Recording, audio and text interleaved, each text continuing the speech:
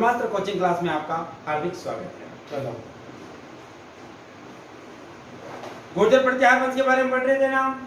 गुर्जर प्रतिहार वंश की उत्पत्ति किससे हुई थी? किसने कहा? तो फिर किसने कहा था कि गुर्जर क्षेत्र में रहने के कारण ये, किसने इनको लक्ष्मण का वंशज बताया? किसने कुषाणों का वंशज कहा? किसने हुणों का वंशज कहा? तो फिर किसने शकों की शीतन शाखा से संबंध? गुर्जर प्रतिहार वंश का सर्वप्रथम अभिलेखीय साक्ष्य यहोल प्रशस्ति किसकी प्रशंसा में? हाँ, पुलकेशिन सेकंड की प्रशंसा में लिखी थी। किसने लिखी थी? कौन सी भाषा में? कौन सी शैली में? गुर्जर प्रतिहार वंश का सर्वप्रथम जो शासक मिलता है कौन? राजा हरिश्चंद्र। किस शिलालेख के आधार पर? घटियाला शिलालेख। चलो, गुर्जर प्रतिहार वंश में प्रमुख शाखा 4 थी, जिसमें सबसे प्राचीन शाखा कौन सी थी? और सबसे महत्वपूर्ण मंडोर शाखा का संस्थापक, मंडोर शाखा का संस्थापक रजिल का राजपुरोहित दरबारी नरहरि ब्राह्मण। रजिल ने रोहिस्कुप नगर में किसका तो फिर वो कौन था जिसको पिल्ला पंडी की उपाधि डाली? किसको पेलो पेली कहा गया? किसने कहा? चीनी यात्री हवेनसांग ने किस ग्रंथ में? सीयूकी में कहा था। तो फिर वो कौन था जिसने जीवित गंगा में जोत प्रतिहार, जो वीणा बजाने में? फिर कौन था जो व्याकरण व ज्योतिषी का तू? अच्छा, किसको प्रतिहार वंश का कर्ण कहा गया? प्रतिहार वंश का कर्ण किसको कहा गया? ककू को कर्ण। मंडोर शाखा का अंतिम शासक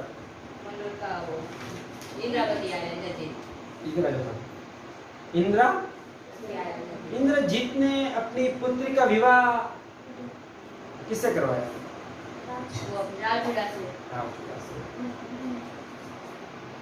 उसके बाद भीममाल शाखा।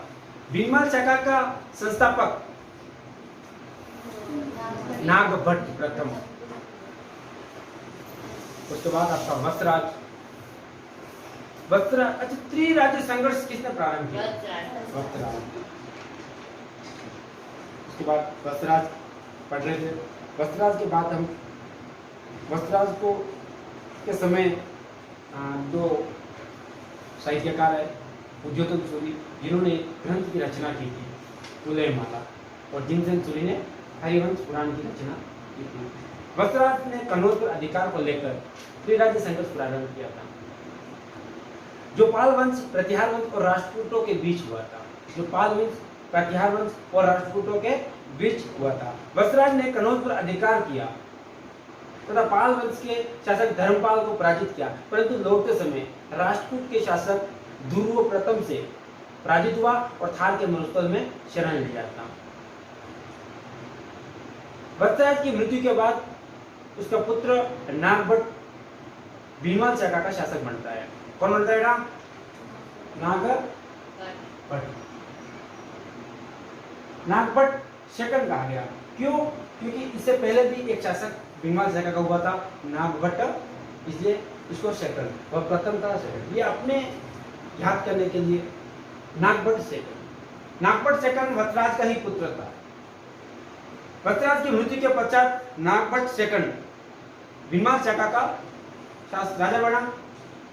इसकी माता का नाम सुंदर देवी था और इसने 795 ईस्वी से 833 ईस्वी तक शासन किया था। इसका जो शासन काल रहा था वो 795 ईस्वी से 833 ईस्वी तक रहा था। इसके समकालीन शासक पाल वंश के जो समकालीन शासक थे वो धर्मपाल व देवपाल थे। इसके समकालीन शासक जो थे पाल वंश के शासक। इसकी माता का नाम सुंदर देवी था। तो इनके बारे में थोड़ी बहुत कुछ चीजें बताता हूँ। इसने नागभट्ट सेकंड ने एक उपाधि धारण किया था। बकुला अभिलेख में ये चीज होता है कि इनको परम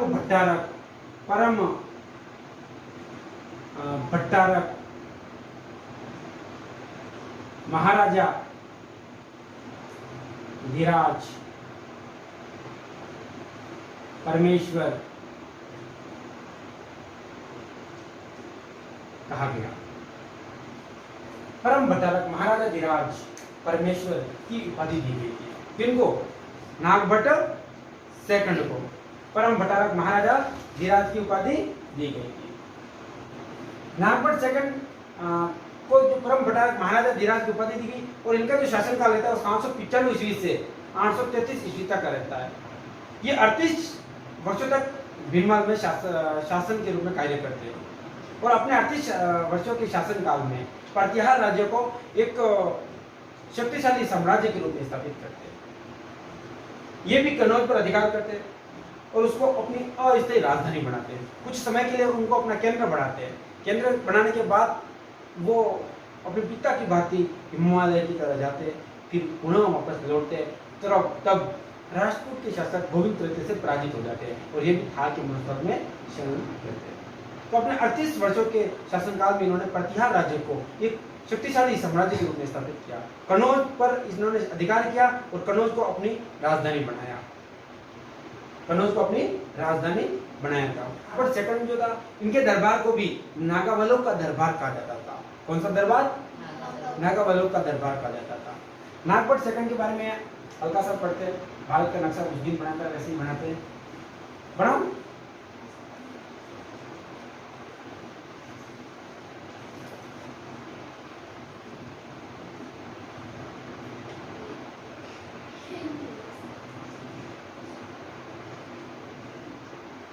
हंसी आ रही है? ये आ रही है।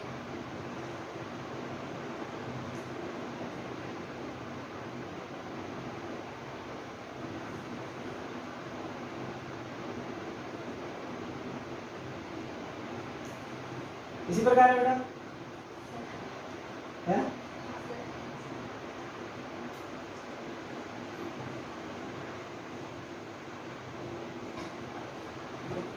अब यहाँ पर गुर्जर प्रतिहार बनता है।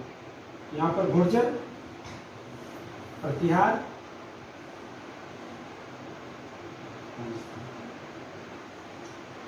यहाँ पर कौन सा वंश था? राष्ट्र। और यहाँ पर था बेटा बंगाल में कौन सा था? पाल वंश। कौन सा वंश? पाल वंश का जो शासक था वो धर्मपाल था। कौन था? धर्मपाल। यहाँ का जो शासक था वो वत्सराज के समय कौन था? ध्रुव फर्स्ट था। वत्सराज के समय ध्रुव फर्स्ट था। लेकिन जब यहाँ पर वत्सराज नहीं था, वत्सराज के बाद इसका पुत्र नागभट्ट सेकंड आया। कौन आया? नागभट्ट सेकंड। उस समय यहाँ का जो शासक था वो गोविंद तृतीय था। गोविंद, यानी कि हम कह सकते हैं कि जब इतिहास जब अपने आप को वापस दोहराता है ना, तो वास्तव में यकीन नहीं होता कि ये अपने आप को कैसे, जैसे मशीनरी के द्वारा जो काम किया हुआ होता है वैसा का वैसा वापस दोहराता है। गुर्जर प्रतिहार वंश की बात करते हैं।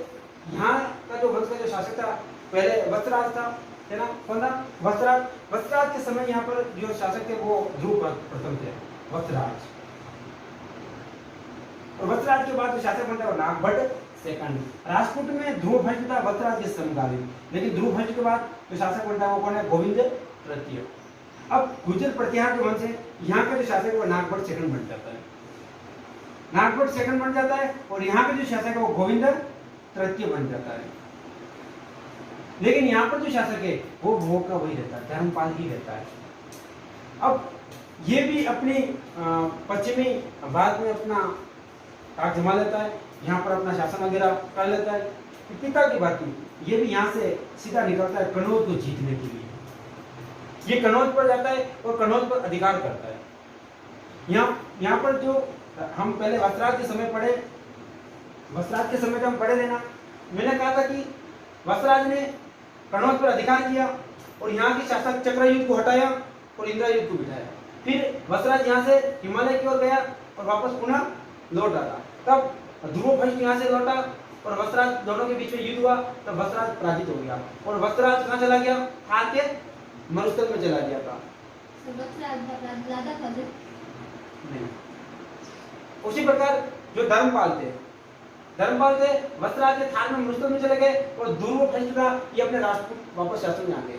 तो यहाँ पर वापस कोई नहीं था, इसलिए धर्मपाल वापस गए और किसको बिठा दिया? चक्रयुध को बिठा दिया था। यानी कि यहाँ पर वापस शासन किसका? धर्मपाल का हो गया था।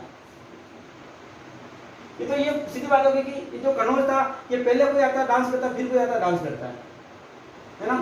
अब क्या होता है कि जो कनौज था इसको लेकर नागपुर सेकंड आता है, फिर यहाँ पर चक्रयुध को हटा देता है। यहाँ पर आयुध वंश था। कौन सा वंश? आयुध वंश। आयुध वंश के दो शासक थे, मैंने बताया था, चक्रयुध और इंद्रयुध। तो वापस नागपुर सेकंड आता है और चक्रयुध को हटा देता है, यहाँ पर अधिकार करता है और चक्रयुध को हटाकर इंद्रयुध को बिठा देता है। धर्मपाल पुनः अपनी सेना लेकर यहाँ आता है और धर्मपाल नागपुर सेकंड से युद्ध करता है। होता इससे कुछ नहीं है, ये अपनी सेना लेकर आता है और मुंगेर के युद्ध में, इसके कौन सा युद्ध में? मुंगेर के युद्ध में ये क्या हो जाता है? पराजित हो जाता है और ये पुनः वापस अपनी ओर लौट जाता है। यानी धर्मपाल फिर से नागपुर सेकंड से भी पराजित हो जाता है और ये नागपुर सेकंड अपने पिता की बात यहाँ पर अधिकार कर लेता है और इसको कुछ समय के लिए अपनी राजधानी बना लेता है, अपना केंद्र बना लेता है। उसके बाद नागपुर सेकंड पिता की बात कहा जाता है हिमालय से ये वापस पुनः लौटता है। जब ये लौटता है तब यहाँ का जो शासक था वो ध्रुव नहीं रहता है। यहाँ का जो शासक था वो कौन रहता है? गोविंद तृतीय रहता है।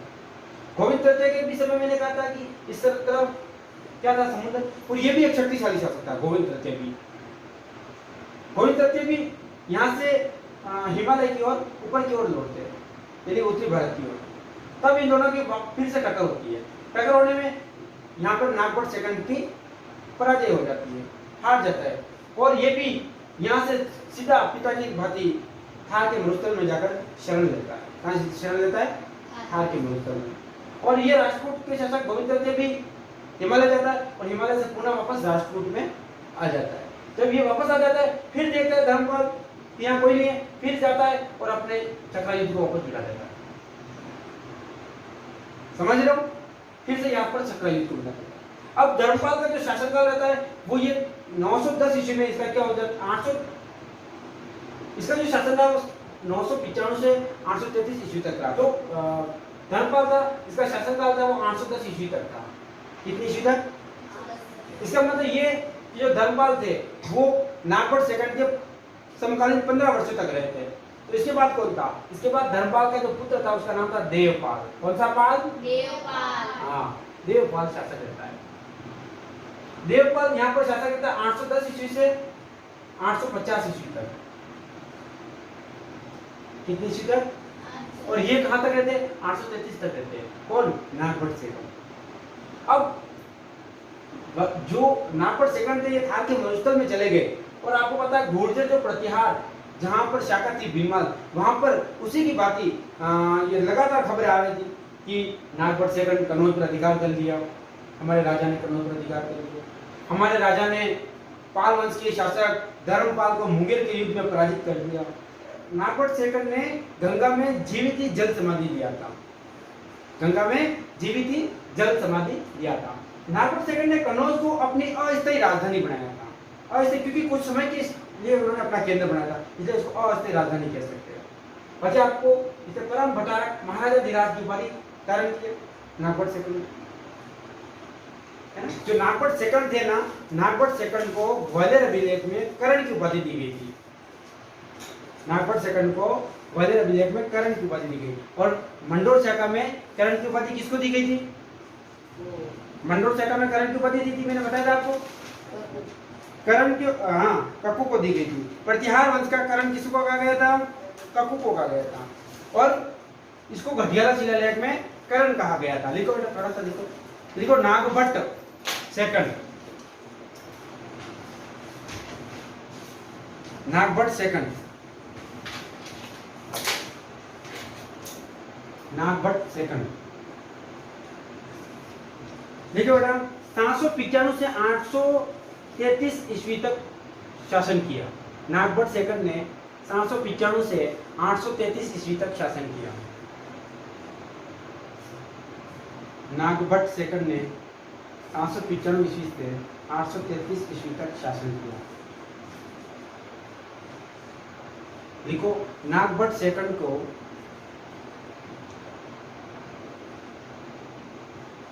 परम भट्टारक, महाराजा धीराज, परमेश्वर की उपाधि दी गई। परम भट्टारक, महाराजा धीराज, परमेश्वर की उपाधि दी गई। ये चित्र बनाना चाहो तो बना लेना। बनाना है? ये बनाया था तो पर ये देवपाल ये गोविंद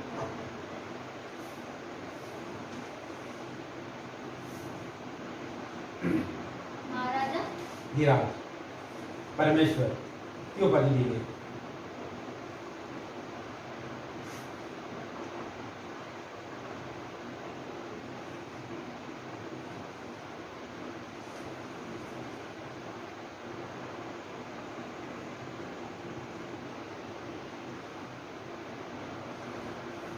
लिखो, लिख दिया?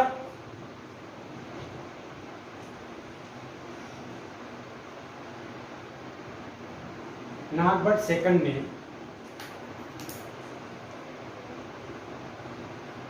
कनौज पर अधिकार किया।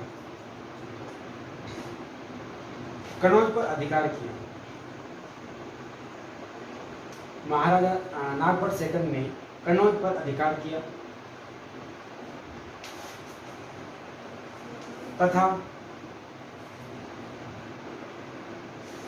मुंगेर के युद्ध में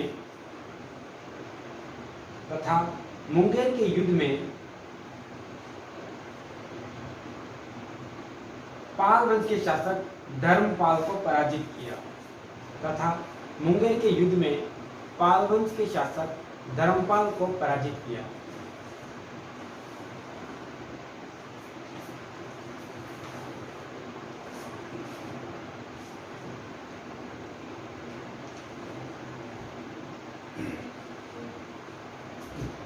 देखो, परंतु लौटते समय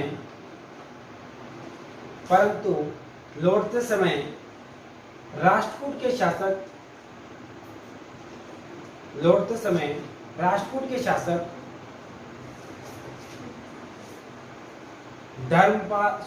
गोविंद तृतीय से पराजित हुए।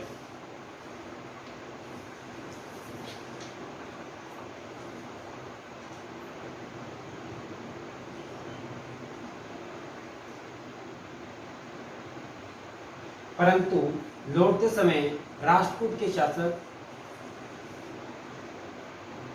गोविंद तृतीय से पराजित हुए। देखो नेक्स्ट पॉइंट देखो, नेक्स्ट पॉइंट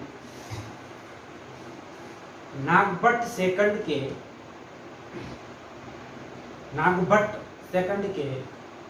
के समकालीन पाल वंश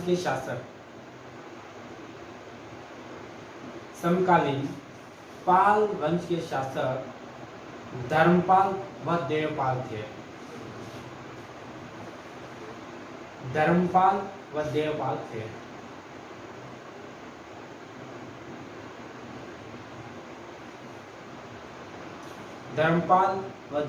थे।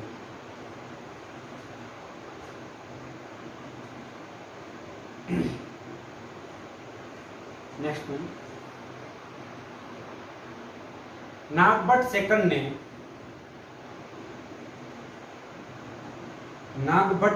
ने गंगा में जीवित ही समाधि लिया। गंगा में जीवित ही जल समाधि लिया। नागभट्ट सेकंड ने गंगा में जीवित ही जल समाधि ली।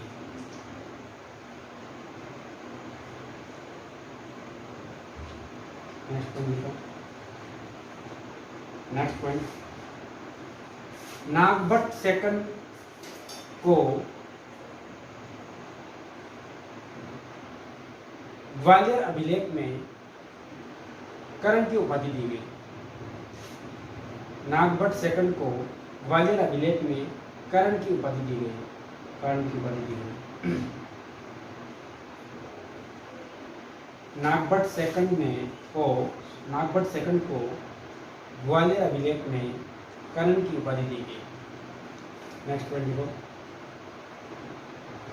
नागभट्ट सेकंड ने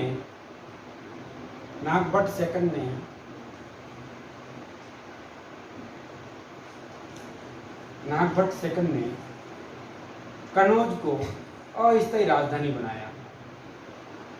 कन्नौज को अस्थायी राजधानी बनाया।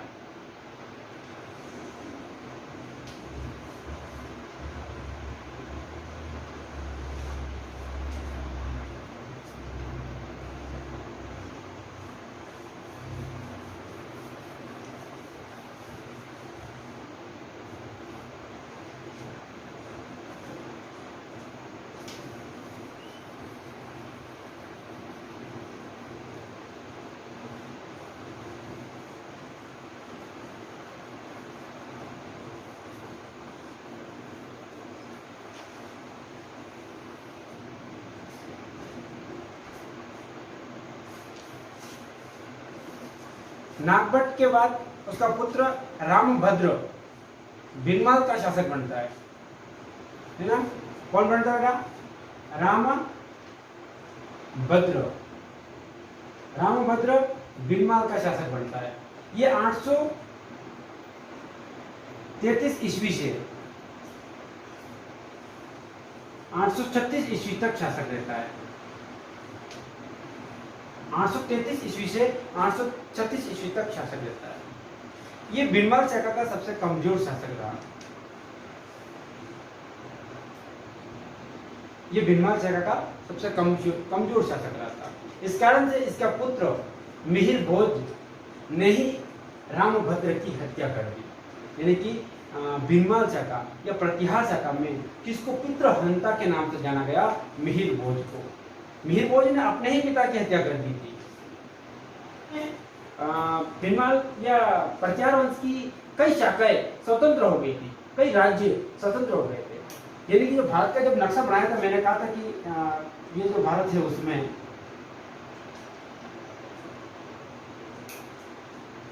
भारत का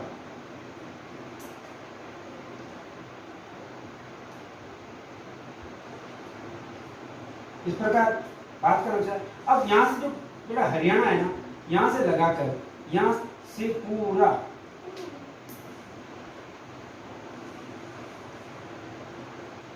यहाँ और इधर से पूरा मेरा इतना राज्य गुर्दे प्रतिहार वंशों का था।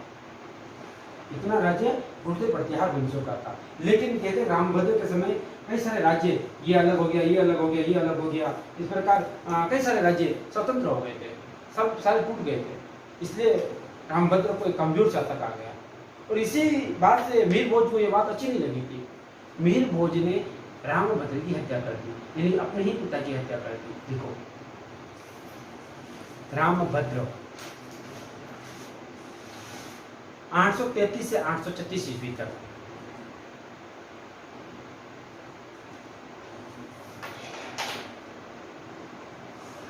और इसके समय भी पाल वंश का शासक कौन था? देवपाल ही था। कौन था? देवपाल। और ये देवपाल से जीत नहीं पाया था। उसमें भी 2 बार धर्मपाल था। देवपाल आगे भी रहेगा। देवपाल 850 ईस्वी तक रहता है ना, तो ये 836 तक ही है।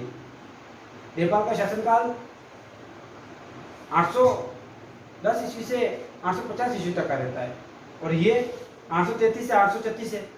और जो नागभट्ट सेकंड था उसका काल 833 तक ही रहता है। ये 836, ये 3 साल ही शासन कर पाता है। उसके बाद इसका पुत्र इसी की हत्या कर देता है।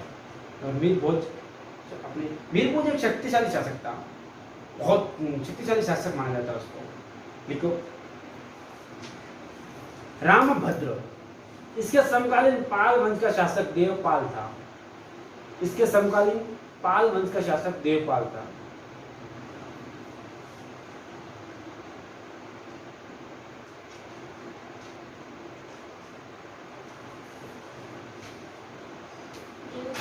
देवपाल,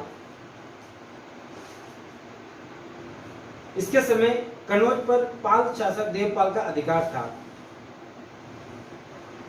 सॉरी, आपने पहले क्या लिखा था? समकालीन देवपाल। पाल वंश का शासक देवपाल था। हाँ, क्या लिखा? वाले पाल वंश का शासक देवपाल। हाँ, नेक्स्ट पॉइंट देखो। रामभद्र के समय कनौज पर अधिकार देवपाल, पाल वंश के शासक देवपाल का रहा था। रामभद्र के समय कनौज पर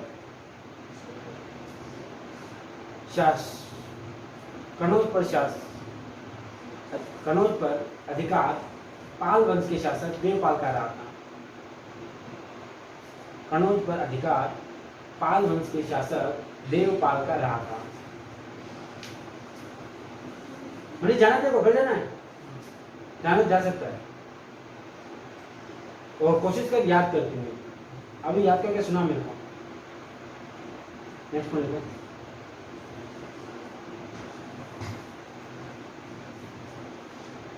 देखो रामभद्र के पुत्र मिहिर भोज ने, रामभद्र के पुत्र मिहिर भोज ने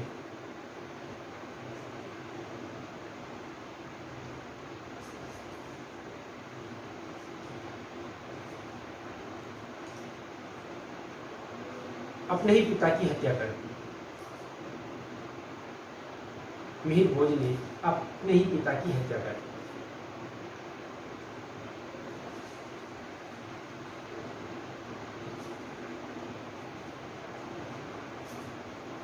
मिहिर भोज ने अपने ही पिता की हत्या कर दी। पढ़ो वहां से।